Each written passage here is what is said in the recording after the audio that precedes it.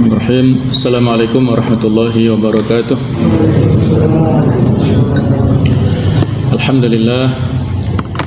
Alhamdulillahirabbil alamin wal 'aqibatu lil muttaqin wala 'udwana illa 'alal zalimin. Asyhadu an la ilaha illallah wahdahu la syarikalah wa asyhadu anna Muhammadan 'abduhu wa rasuluhu la nabiyya ba'dah. Allahumma shalli wa sallim ala sayyidina wa habibina Muhammad wa ala alihi wa sahbihi ajma'in. Allahumma la sahla illa ma ja'altahu sahla wa anta taj'alul hasan idza syi'ta sahla. Allahumma ati nufusana taqwaha wa zakkiha anta khairu man zakkaha anta waliyyu maulaha ya rabbal alamin. Rabbi shrah li sadri wa yassir li amri wa hlul 'uqdatam min lisani yafqahu qawli. Amma ba'du. Para jamaah, Bapak Ibu sekalian rahimakumullah. Alhamdulillah pada malam hari ini kita bisa kumpul berada di majelis ini untuk thalabul ilmi dan meningkatkan iman takwa kita kepada Allah Ta'ala. Mudah-mudahan apa yang kita lakukan mendapatkan limpahan pahala dari Allah Ta'ala, bermanfaat untuk kita semuanya, baik untuk diri, keluarga ataupun untuk masyarakat pada umumnya. Salawat dan salam mudah-mudahan selalu tercurah kepada qudwah hasanah kita Rasulullah Muhammad SAW, para ahlul bait dan para keluarga serta para sahabat pengikutnya sampai hari kiamat. Para jamaah rahimakumullah, marilah kita lanjutkan pembahasan tafsir Al-Munir karangan Dr. Wahbah As-Sukhaili, yang mana pada saat ini kita sampai pada surah Al-Baqarah ayat 260. Monggo kita ikuti. Bagi yang membawa mushaf Al-Quran ataupun lewat aplikasi Android, bisa dilihat surah Al-Baqarah ayat 260, yang mana satu ayat ini diberi judul oleh Syekh Wahbah As-Sukhaili, yaitu Hubbul Istitla' inda Ibrahim alaihissalam. Artinya adalah keingintahuan, rasa ingin tahu yang dimiliki oleh Nabi Ibrahim alaihissalam. A'udzubillahi minasyaitonir rajim. Wa idh qala Ibrahimu rabbi arini kaifa tuhyil mauta. Qala awalam tu'min. Qala bala walakin liyatma'inna qalbi. Qala fakhudh arba'atan minat tayri fasurhunna ilaik. Thumma ja'al ala kulli jabalin minhunna juz'a thumma ta'uhunna ya'tinaka sa'ya wa'alam annallaha azizun hakim. Wa idh qala, dan ingatlah ketika berkata Ibrahim, Nabi Ibrahim, Rabbi, wahai Rabbku, wahai Allah Ta'ala, arini, perlihatkanlah, tunjukkanlah kepadaku, kaifa tuhyil mauta, bagaimanakah engkau menghidupkan orang-orang yang mati. Qala, berkatalah Allah, awalam tu'min, apakah kamu belum beriman? Qala bala, Ibrahim menjawab, bukan ya Allah. Walakin liyatma'inna qalbi, akan tetapi supaya tenang, tentramlah hatiku. Qala, Allah berfirman, fakhudh arba'atan minat tayr, ambillah 4 ekor burung, fasurhunna ilaika, kemudian cacahlah 4 burung tersebut olehmu, thumma ja'al ala kulli jabalin minhunna juz'a, kemudian letakkanlah masing-masing itu di 4 gunung, dipisah. Thumma ta'uhunna, kemudian panggillah burung-burung tersebut, ya'tinaka sa'ya, akan mendatangimu dengan segera. Wa'alam, dan ketahuilah, annallah, bahwasanya Allah azizun hakim, maha perkasa lagi maha bijaksana. Jamaah sekalian rahimakumullah, ini satu ayat sebagai kelanjutan pada ayat-ayat sebelumnya yang memberikan penekanan atau penjelasan kepada kita ya tentang kemahakuasaan Allah Subhanahu wa taala, menunjukkan tentang bukti-bukti rububiyatullah ataupun keberadaan Allah taala dan kuasa atas segala makhluknya. Sebelum kita bahas lebih lanjut, kita singgung sedikit tentang al-mufradat al-lughawiyah atau kosakata secara bahasa yang disebutkan oleh Syekh Wahab Al-Suhaili di tafsir ini. Wa idh qala, artinya adalah dan ingatlah ketika berkata, wadhkur hina, ingatlah pada saat, hina qala ketika Allah berfirman, ketika Ibrahim berkata ya, Rabbi arini kaifa tuhyil mauta, ya Allah tunjukkanlah kepadaku bagaimanakah engkau menghidupkan orang-orang yang mati. Qala al-jumhur, para jumhur ataupun mayoritas ulama tafsir berpendapat, lam yakun Ibrahim alaihissalam syakan fi ihya'illahil mauta qat. Sama sekali Ibrahim tidak meragukan ya, tentang kemampuan Allah untuk menghidupkan segala sesuatu yang telah mati. Ini pendapat dari jumhur ulama ya. Wala fi qudratillah, dan juga Ibrahim tidak pernah meragukan tentang kekuasaan Allah Ta'ala. Wa innama talaba al-mu'ayyanata li kaifiyatil ihya. Akan tetapi Nabi Ibrahim ini ingin secara langsung melihat bagaimanakah tata caranya Allah menghidupkan. Li'anna nufus tuhibbul ittila' 'alal majhul. Karena pada dasarnya jiwa-jiwa manusia itu ingin mengetahui segala sesuatu yang majhul, yang tidak diketahui sebelumnya. Wa ru'yati ma ukhbirat bihi, dan melihat secara langsung apa yang diberitakan. Walihada qala alaihi salam, oleh karena itu di dalam sebuah hadis dikatakan laisal khabaru kal muayyanah, bahwa berita itu tidak seperti melihat secara langsung. Al-mu'ayyana bimana al-musyahadah, yang melihat secara langsung. Hadis riwayat Tabrani dari Anas bin Malik. Jadi kalau kita melihat mendengarkan informasi tentang segala sesuatu tidak sebagaimana melihat secara langsung. Oleh karena itulah keimanan seseorang itu berbeda tingkatannya antara satu dengan yang lain, tergantung pada kadar informasi yang didapatkan. Semakin informasinya valid dan banyak, maka keimanan atau keyakinan terhadap sesuatu itu semakin kuat.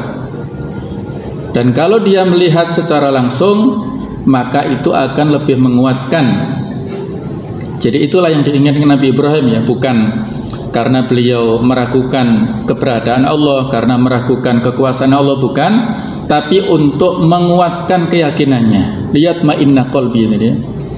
Kemudian awalam tu'min, Allah memberikan pertanyaan, apakah kamu tidak beriman bi qudrati 'alal ihya, dengan kemampuanku untuk menghidupkan.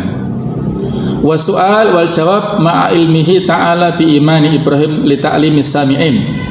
Jadi pertanyaan ataupun jawaban ini, walaupun Allah mengetahui tentang keimanan Nabi Ibrahim ya, pertanyaan itu bukan berarti Allah meragukan keimanan Nabi Ibrahim, tetapi adalah li ta'lim, untuk memberikan penjelasan ataupun pengajaran kepada as-sami'in, siapapun yang mendengar ataupun yang membaca ayat ini.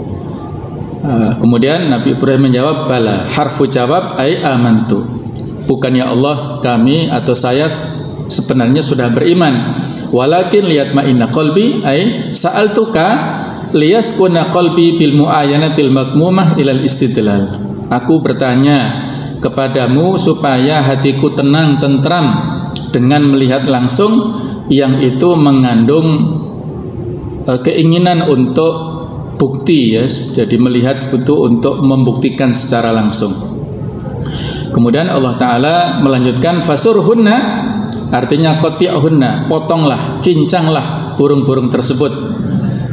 Jadi dipotong, nanti dalam tafsirnya dijelaskan, motongnya bukan hanya dipotong, dipenggal saja, tapi dicacah secara atau kalau bahasa kita dimutilasi lah ya, dipotong-potong itu kemudian dioplos menjadi 4 bagian ya. Jadi 4 burung menjadi 4 bagian masing-masing, nanti ada penjelasannya lebih lanjut ya. Kemudian fasurhunna ilaika tsumma ta'uhunna ya'tinaka sa'ya. Ketika sudah dicincang kemudian ditaruh di tempat burung di tempat gunung, 4 gunung tersebut, kemudian disuruh untuk memanggil tsumma ta'uhunna aynatihunna ilaika ya'tinaka sa'ya. Sa'ya artinya musri'at, dengan segera, tayranan wa masyan, yaitu dengan terbang serta berjalan. Kemudian wa'lam anallahu azizun hakim, ketahuilah bahwasanya Allah Maha Perkasa, ghalibun la yu'jizuhu syai'. Arti aziz adalah ghalibun, yaitu maha menang, tidak bisa dikalahkan oleh segala sesuatu. Hakimun fi san'ihi wa tadbirihi, yaitu bijaksana dalam hal penciptaannya dan pengaturannya. Berikutnya poin tentang at-tafsir wal bayan, penjelasan tafsir serta keterangan dari ayat ini. Kata penulis tafsir ini, Syekh Wahbah Zuhaili, wa nafadha Ibrahimu al-khuttah. Ibrahim alaihissalam langsung merealisasikan rencana itu. Perintah itu langsung dilaksanakan oleh Nabi Ibrahim. Walam yu'ayyin Allah Ta'ala al-arba'ah, dan Allah tidak menentukan tentang 4 burung tersebut min ayyi jinsin, dari jenis burung seperti apa, itu tidak ditentukan ya. Dan Ibrahim juga tidak bertanya-tanya seperti kisah Bani Israel yang tentang perintah untuk menyembelih Al-Baqarah ya, sapi betina itu yang sudah kita ceritakan pekan lalu ya. Jadi ketika Allah memerintahkan kepada Nabi Ibrahim untuk menyembelih atau mencincang burung, maka langsung dilaksanakan. Burung apa dan sebagainya, Ibrahim tidak bertanya, dan Allah pun juga tidak menentukan. Maka siapapun burung, jenis burungnya itu diterima oleh Allah. Wakila an Ibnu Abbas, menurut pendapat Ibnu Abbas, burung yang diambil itu ada 4 jenis. Akhadha tawusan. Jadi Ibrahim mengambil burung merak, wa nasran, dan mengambil burung raja wali, wa ghuraban, yang ketiga adalah jenis gagak, wa dik, dan yang keempat adalah ayam jantan. Jadi 4 burung inilah, 4 jenis burung ya, karena ayam ini di masyarakat kita tidak murni ya bermakna burung ya. Jadi diambillah 4 jenis burung ini, yaitu merak, raja wali, gagak, dan ayam jantan ini. Wa fa'ala bihinna ma dzukira, dan Ibrahim melaksanakan apa yang telah disebutkan. Wa amsaka ru'usahunna indahu. Setelah dicincang itu Ibrahim memegang kepalanya, artinya badannya dicincang, kemudian dicampur ya. Jadi 4 jenis burung itu dicampur menjadi 4. Kepalanya masing-masing tetap dipegang oleh beliau. Wada'ahunna, dan pada waktunya setelah diletakkan, dan bukit atau gunungnya tidak berdekatan, berjauhan semuanya.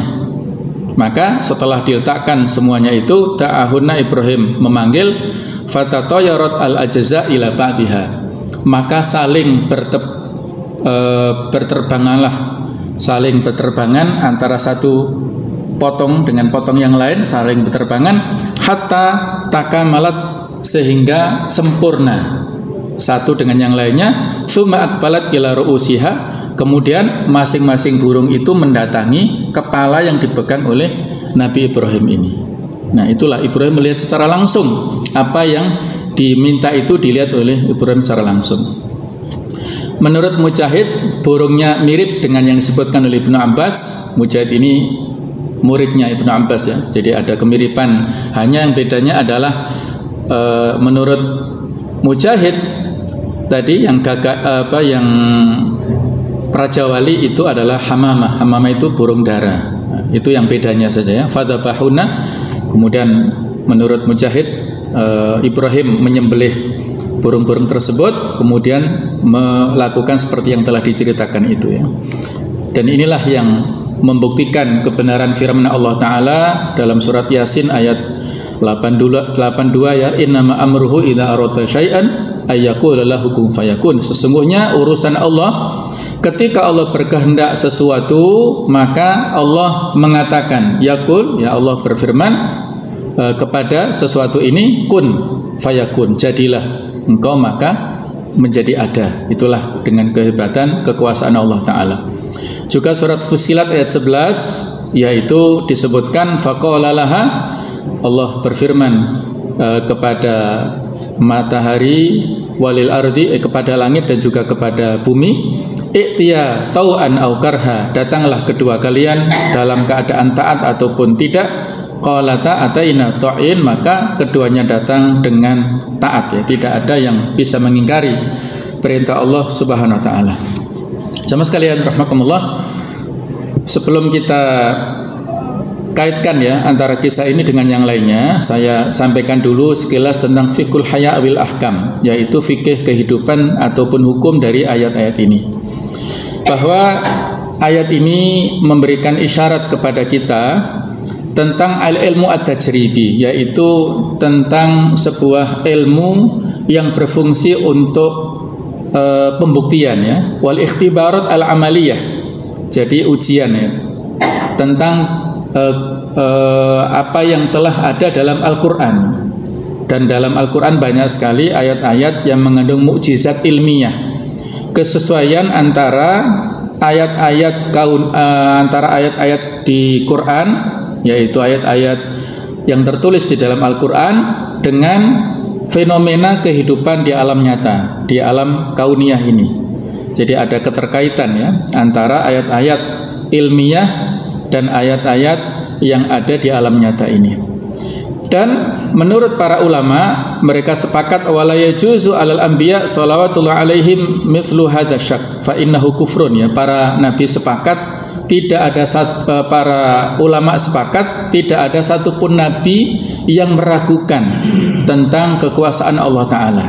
Jadi keraguan itulah yang menjadikan kekufuran. Dan mereka para nabi itu muttafiqun alal iman bil ba'tsi, mereka sepakat untuk mengimani kepada hari kebangkitan. Termasuk di dalam ayat ini Allah Ta'ala menceritakan anna anbiya'ahu wa awliya'ahu laisa lisyaitani alaihim sabil. Nabi dan Rasulnya, para wali kekasih Allah itu tidak mampu oleh dikuasai oleh syaitan. Wa inna masala Ibrahim alaihissalam an yusyahida kaifiyata jam'i ajza'il mauta. Yang diinginkan oleh Nabi Ibrahim adalah beliau memohon kepada Allah untuk menyaksikan bagaimanakah tata caranya mengumpulkan bagian-bagian yang sudah mati setelah ba'da tafriqiyah, setelah terpisah semuanya itu.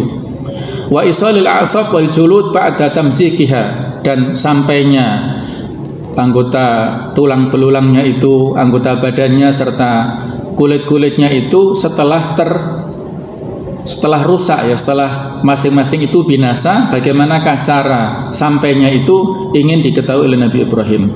Fa arada an yataraqqa min ilmil yakin ila ainil yakin. Ibrahim ingin untuk naik level bahasanya ya, dari ilmu yakin, pengetahuan dalam bentuk keyakinan, menjadi ainul yakin, yaitu dengan penglihatan langsung secara yakin. Dan itu telah didapatkan oleh Nabi Ibrahim alaihissalam di dalam ayat ini ya. Kemudian wa huwa aidan mithalun tsalits, kata penulis di dalam tafsir ini adalah merupakan contoh yang ketiga li wilayatillahi ta'ala lil mu'minin, tentang penguasaan Allah Ta'ala kepada orang-orang mukmin, wa ikhrajihi iyyahum minadh-dhulumati ilan nur, dan Allah yang mengeluarkan mereka dari kegelapan menuju kepada cahaya. Wa huwa kalladzi qablahu min ayatil ma'fi, dan ini seperti yang sebelumnya tentang ayat-ayat yang menunjukkan tentang kebangkitan ya. Jemaah sekalian rahimakumullah, di dalam Al-Qur'an khususnya di surat Al-Baqarah ini paling tidak kita temukan 5 kisah yang membuktikan tentang kekuasaan Allah Ta'ala dan juga kemampuan Allah Ta'ala bagaimana menghidupkan makhluk-makhluk yang telah mati. 5 kisah ini sudah kita lewati bersama ya. Saya hanya mereview, yaitu yang pertama, mohon bisa diikuti masing-masing apabila membawa mushaf ya, yaitu cerita Bani Israel yang meminta diperlihatkan Allah secara langsung. Itu ada di surat Al-Baqarah ya, mulai ayat 51 dan seterusnya. Terutama yang saya bacakan di sini adalah ayat 54. Bagi yang bawa mushaf monggo bisa dibersani. Surat Al-Baqarah ayat 54. Wa idz qala Musa liqaumihi. Ingatlah ketika Nabi Musa berkata kepada kaumnya, ya qaumi innakum dalamtum anfusakum, wahai kaumku, sesungguhnya kalian telah mendolimi diri kalian sendiri. Bittikhadikumul ijla, dengan menjadikan patung anak sapi sebagai sesembahan ya, berhala. Fatubu ila bariikum, maka taubatlah kalian kepada Rob pencipta kalian. Faqtulu anfusakum, maka bunuhlah diri kalian.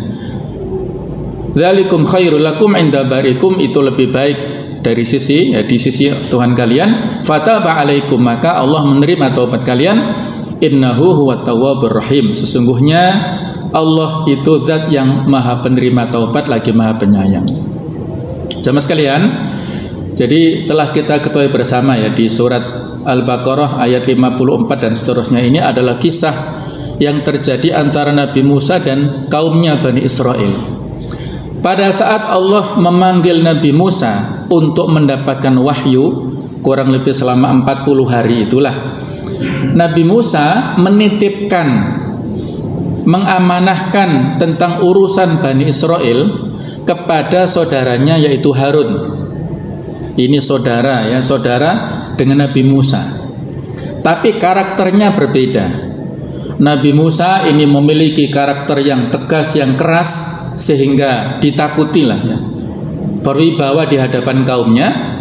Sementara Harun ini memiliki karakter yang lemah lembut, yang tidak tegas, yang tidak keras, sehingga tidak begitu ditakuti, tidak berwibawa di hadapan Bani Israel. Inilah ya, masing-masing punya kelebihan dan punya kekurangan ya. Nah, pada saat Nabi Musa meninggalkan Bani Israel, kemudian dihandle urusan tentang Bani Israel oleh Harun, itulah ada seorang yang ngaku-ngaku sebagai nabi, yang dia sebenarnya tokoh dari mereka, dari Bani Israel, yang bernama Samiri. Nah, Samiri inilah yang menjadi biang keroknya ya. Jadi bibit-bibit penyimpangan itu telah dimiliki oleh Bani Israel. Ketika Bani Israel itu diselamatkan Allah Ta'ala dari kejaran Fir'aun ya, Bani Israel keluar dari Mesir, dikejar oleh Fir'aun, melewati Laut Merah, maka Allah memerintahkan kepada Nabi Musa ya untuk memukulkan tongkatnya di Laut Merah, itulah sehingga Fir'aun dan bala tentaranya tenggelam di sana. Nah, ketika Bani Israel sudah diselamatkan dari kejaran Fir'aun, itulah di tengah jalan mereka melihat satu kaum yang punya sesembahan. Itu sudah ada bibit-bibit penyimpangan dari Bani Israel. Ij'al lana ilahan kama lahum alihah, wahai Musa, tolonglah buatkan kami Tuhan seperti mereka punya Tuhan-Tuhan ya. Mereka punya berhala, kami juga ingin seperti itu. Itu bibit-bibit penyimpangan yang dimiliki oleh Bani Israel. Nah, pada saat Bani Israel ini keluar dari Mesir itu, kemudian dikejar oleh Fir'aun, mereka itu sempat-sempatnya pada saat di Mesir itu mencuri emas-emas yang dimiliki oleh kerajaan Mesir saat itu, oleh Fir'aun ya. Dicuri, masing-masing membawa emas. Ketika Nabi Musa tahu ketika sudah selamat ya dari kejaran dari Laut Merah itu, Musa memerintahkan, lempar uang emas itu, tidak boleh kalian ambil, tidak boleh kalian miliki, itu hasil curian ya. Disuruh untuk melempar semua. Nah, rupanya Samiri itulah yang memanfaatkan potongan-potongan uang emas yang dilemparkan oleh Bani Israel itu, dikemas atau dilebur sedemikian rupa sehingga menjadi bentuk yang mirip patung sapi atau patung anak sapi. Dia membuat lubang di sebelah belakangnya. Ketika lubang ini tertiup angin, maka keluar suara ya, suara tertentu lah, ini suara angin aslinya ya. tapi direkayasa sedemikian rupa oleh Samiri seolah-olah inilah Tuhan yang disembah oleh Nabi Musa. Nah, itulah rekayasa yang dimiliki oleh Samiri ini. Dan orang Bani Israel itu karena kebodohannya mengikuti saja. Mereka sudah punya syahwat ya, syahwat untuk menyimpang tadi, ingin memiliki berhala-berhala pada saat pulang dari kejaran Fir'aun. Nah, ini kebetulan ada tokoh yang menawarkan untuk menyembah al-ijla tadi ya, patung anak sapi yang dari emas itu. Maka klop di sini ya antara syahwat penyimpangan Bani Israel dan tokoh yang memanfaatkan peluang itu. Akhirnya inilah sebuah penyimpangan yang dilakukan oleh Bani Israel ya. Maka diabadikan di surat Al-Baqarah 51 ya, ayat sebelumnya tadi, wa itu wa'adna Musa arba'ina lailah, dan ketika kami panggil Musa selama 40 hari, 40 malam itu, summa takhatumul ijla min ba'dihi wa antum zalimun, kemudian kalian menjadikan patung anak sapi sebagai sesembahan sesudah itu, dan kalian adalah dalam keadaan zalim ya, dalam keadaan yang menzalimi diri sendiri. Jadi Nabi Musa pada saat pulang dalam kondisi melihat anak buahnya ataupun umatnya menyembah patungan sapi itu marah. Siapa yang telah menyuruh kalian seperti ini? Nah, bahkan Nabi Musa juga marah kepada saudaranya Harun itu, dijambak rambutnya ya. Dijambak rambutnya sampai ya dimarah-marahi saudaranya itu. Kenapa bisa melakukan hal yang seperti ini? Harun mengatakan, saya tidak sanggup mengendalikan mereka ya, tidak seperti kamu, saya ini memiliki sifat yang berbeda dengan kamu ya. Jadi intinya Harun mengakui kesalahannya, dan Nabi Musa juga memarahi kepada Samiri ya, dialah tokoh yang melakukan penyimpangan seperti ini. Ada apa wahai Samiri, apa yang kamu inginkan? Maka Samiri mengatakan itu adalah karena nafsunya ya, syahwatnya yang menginginkan seperti itu. Maka Allah Ta'ala pada saat itu memberikan azab kepada kaumnya Nabi Musa. Datanglah awan yang sangat gelap ya. Suasana menjadi gelap gulita dan cahaya menjadi hilang. Akhirnya Nabi Musa memerintahkan ya kepada mereka, faktulu anfusakum ya. Jadi Nabi Musa memerintahkan kepada mereka untuk bertaubat atas kesalahannya. Nah, inilah bedanya antara syarat taubatnya umat Nabi Musa dengan kita ya. Kalau syarat taubatnya kita itu mudah, dengan 3 persyaratan sudah cukup ya. Kita mengakui kesalahan kita, kemudian kita menyesal dan berjanji tidak mengulangi lagi. Kalau itu dosa kepada Allah, kalau kepada manusia berarti kita kembalikan haknya. Ya, 3 atau 4 itu syaratnya. Tapi kalau umatnya Nabi Musa dulu, syarat taubat itu adalah faktulu anfusakum, harus membunuh diri mereka sendiri. Bunuhlah diri kalian sendiri. Dzalikum khairul lakum inda barikum, itu lebih baik menurut Allah.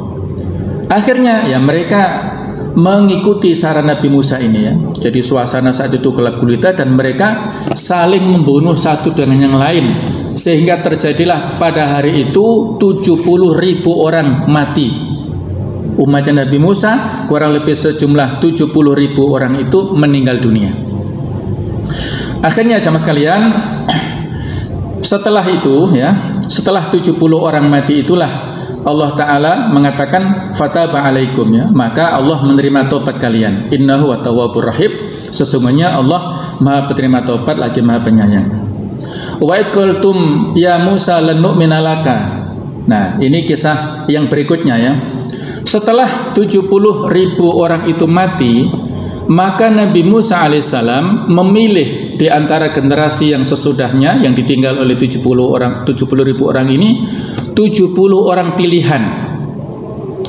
70 orang pilihan ini diajak oleh Nabi Musa untuk ya dalam tanda kutip menghadap Allah. Nabi Musa telah diberikan wahyu untuk menghadap Allah. Nanti di sana Allah akan berfirman kepada Nabi Musa alaihissalam, akan berkata ya kepada Nabi Musa alaihissalam.